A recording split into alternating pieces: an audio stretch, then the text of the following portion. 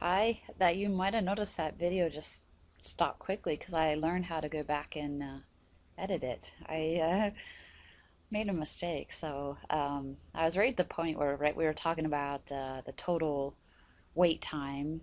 It's the total wait time. The mean of the wait times would be the mean of this wait time, the mean. So that would be 5 plus 5 plus 5 is 500, and then that's because expected value of this random variable is 5.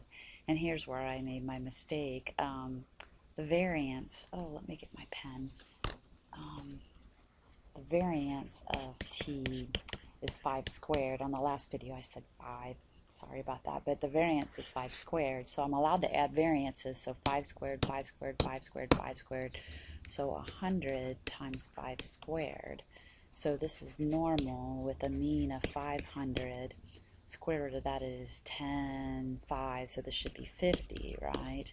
So now the probability that the total wait time is less than 495 minutes is the probability that z is less than 495 minus 500 divided by square root of 50.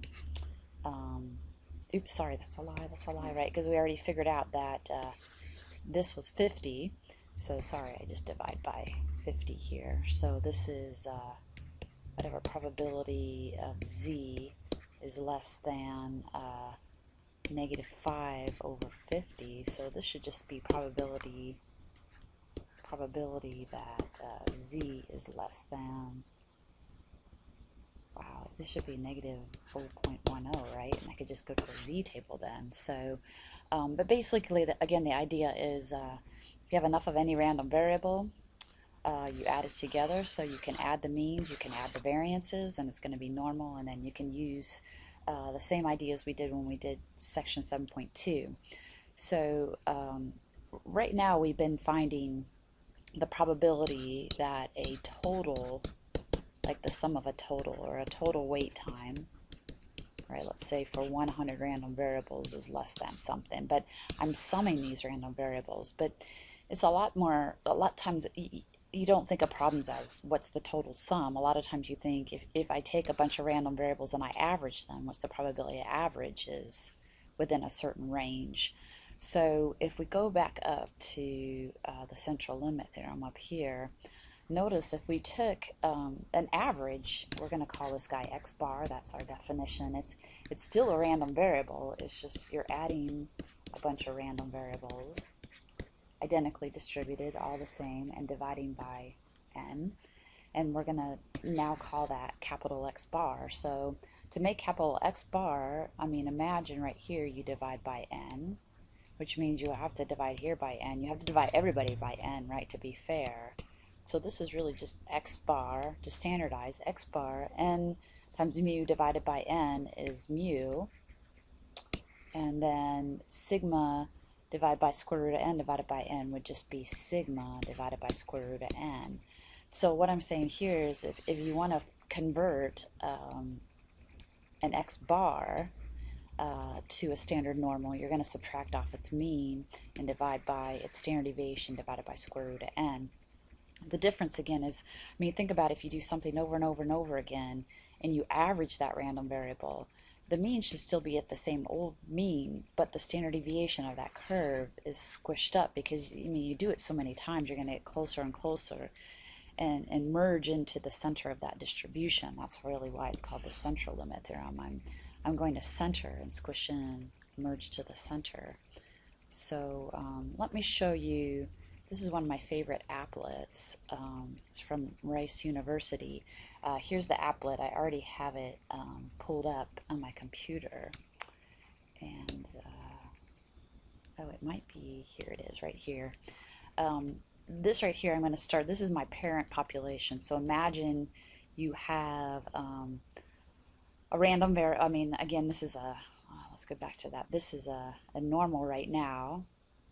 Oh, I didn't mean to, that must be something else, the one I just did. Okay. It has a mean of 16, it has a standard deviation of 5, and what I'm going to do is pull, so imagine down here what I'm going to do is say imagine you just randomly chose 5 values from this distribution. I mean, pretty much they're going to be somewhere between 0 and 32, most likely 16. Just randomly pull 5 observations out of here. It's going to show the 5 it pulled out. It's going to take those 5 and average it and then plot it on this chart. And I'm going to do the same thing, except over here I'm going to take 25 observations. Just imagine random observations. Take all 25, average, and plot it over here.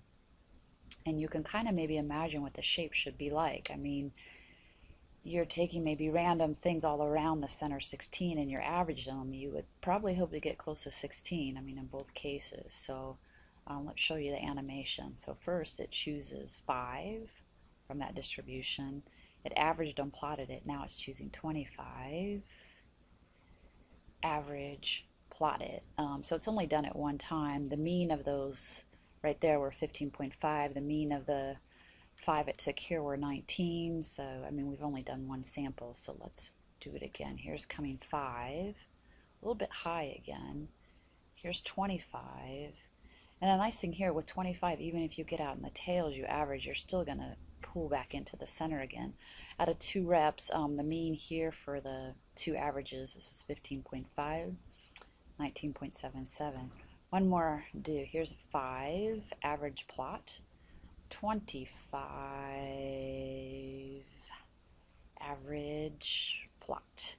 So we could do this forever. This could take a long time. So let's do, you can do 5 reps at a time, or faster. You can do 1,000 reps. So it's just doing that simulation 1,000 times, 1,000 times.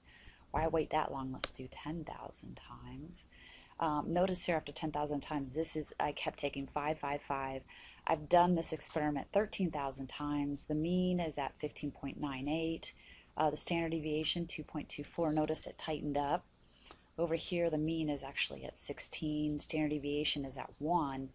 So now you notice what's happening. The mean should stay the same, right? This is the graph of the Xbar graph.